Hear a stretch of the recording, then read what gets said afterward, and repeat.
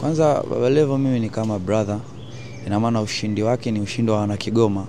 Ina maana naamini kama yeye kafurahia wana Kigoma watakuwa wamefurahia. Mimi sio mwana Kigoma, lakini kutokana kwamba nina kaka Kigoma, ina maana mimi ni mwana familia wana Kigoma.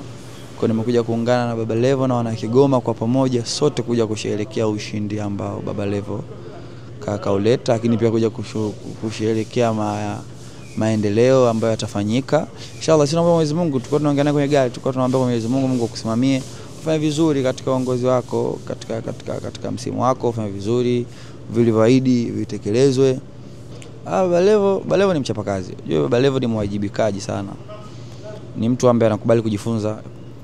Kwa hiyo ni rahisi sana kuongoza kwa sababu ni mchapakazi. Ukubali kujifunza unakuwa umekubali kusikiza.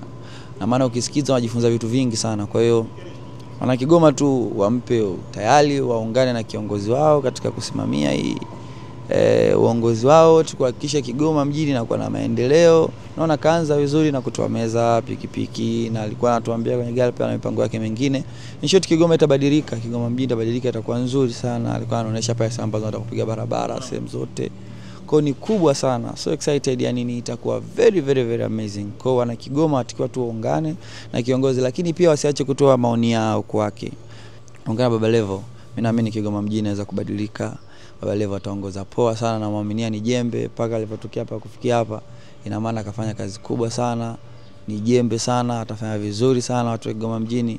Biapi Queen Cool, Baba Levo yuko vizuri, anaweza. Asante sana. Okay.